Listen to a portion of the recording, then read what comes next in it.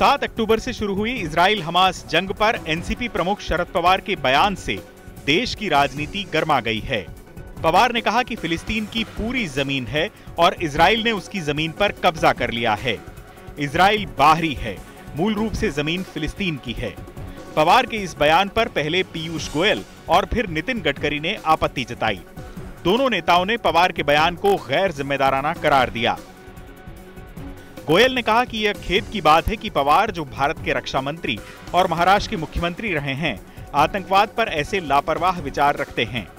पवार उसी सरकार का हिस्सा थे जिसने बाटला हाउस मुठभेड़ पर आंसू बहाए और भारतीय धरती पर आतंकी हमलों के दौरान सोए रहे। इधर गडकरी ने कहा कि पवार जैसे अनुभवी नेताओं से उम्मीद की जाती है कि वो भारत की सुरक्षा चुनौतियों की रोशनी में पीएम मोदी के रुख की सराहना करेंगे, न कि पक्षपाती विचारों से प्रभावित होंगे। इसके बाद असम के मुख्यमंत्री हेमंत बिस्वा शर्मा ने कहा कि लगता है शरद पवार सुप्रिया सूले को हमास की तरफ से लड़ने के लिए गाजा भेजेंगे। इजराइल को लेकर शरद पवार ने जो बात रखी है, मेरा लगता है शरद पवार जी सुप्रिया मैडम को भेजेगा गाजा में हमास के लिए लड़ने के लिए। इसके पहले छत्तीसगढ़ के कवर्धा में हुई नामांकन रैली में भी शर्मा ने मामले में कांग्रेस पर निशाना साधा था। उन्होंने पार्टी को हमास के आतंकवादियों का समर्थक बताया था। पूरे दिन पहले हमारा राहुल बाबा ने कांग्रेस का मीटिंग बुलाया और कांग्रेस ने मीटिंग बुला के ये नहीं बोला हम इजराइल का साथ है, उन्होंने मीटिंग बुला के बोला हम पैलेस्टाइन का साथ है, मतलब हम हमास का साथ है। दरअसल कांग्रेस कार्यसमिति ने अपने प्रस्ताव में कहा था कि पार्टी फिलिस्तीनी लोगों के गरिमा के साथ जीने के अधिकारों पर अपना समर्थन दोहराती है।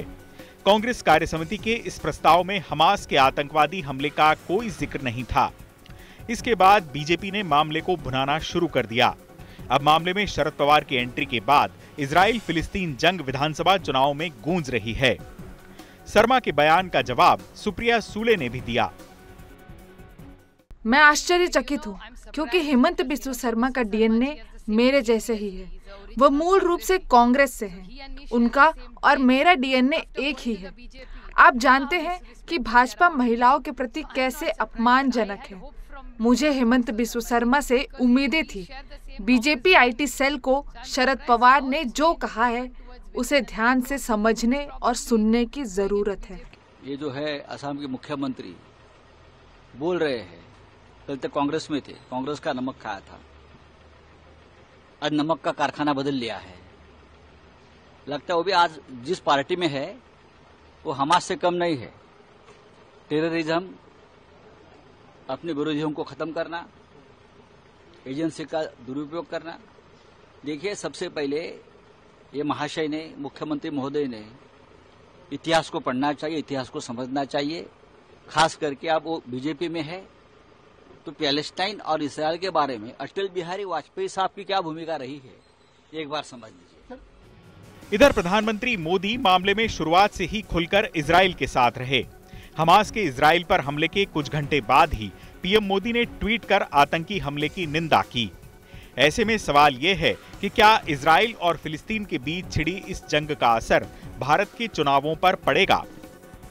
इजराइल हमास युद्ध के भारत में चुनावों पर पड़ने वाले असर पर एबीपी न्यूज और सी वोटर ने एक सर्वे भी कराया।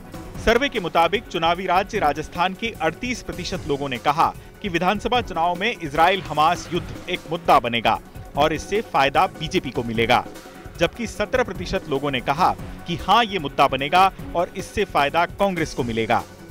इधर 35% लोगों ने कहा कि इजराइल हमास जंग चुनाव में मुद्दा नहीं बनेगी। यानी इजराइल फिलिस्तीन जंग की शुरुआत के साथ ही दुनिया दो भागों में बंटी हुई नजर आ रही है। एक वो जो इजराइल के पक्ष में है और दूसरी वो जो फिलिस्तीन के समर्थन में है। राजनीतिक दलों का भी यही हाल है।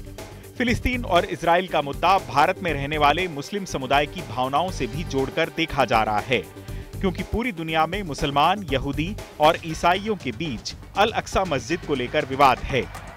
फिलहाल देश में ये मामला शरद पवार के बयान के बाद गरमाया है।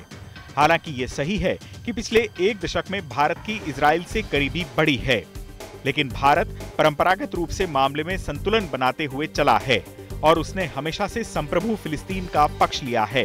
फिलिस्तीन के समर्थन में होने का अर्थ हमास के समर्थन में होना नहीं कहा जा सकता।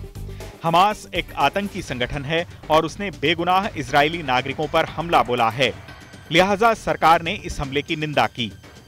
बहरहाल भू राजनीतिक बारीकियों से इतर ये मुद्दा भावनात्मक है, लिहाजा इसको चुनावी बनाने की कोशिशें भी हो रही हैं। अब विवाद में all India Muslim personal law board की एंट्री भी हो गई है। बोर्ड ने कहा है कि ये युद्ध इजराइल की क्रूरताओं की स्वाभाविक प्रतिक्रिया है। फिलिस्तीन की प्रतिक्रिया को आतंकवाद कहना पीड़ितों के साथ अन्याय है। इधर तेलंगाना में असदुद्दीन ओवैसी भी कह रहे हैं कि इजराइल की जालिम हुकूमत बम बरसा रही है और गाजा में नस्लकशी हो रही है। जाहिर है भारतीय चुनाव में भी इजराइल और फिलिस्तीन पर जोरदार गुटबाजी हो रही है और सभी पार्टियां अपने अपने तरीके से मामले को भुनाने में जुटी हैं। चुनाव आज तक।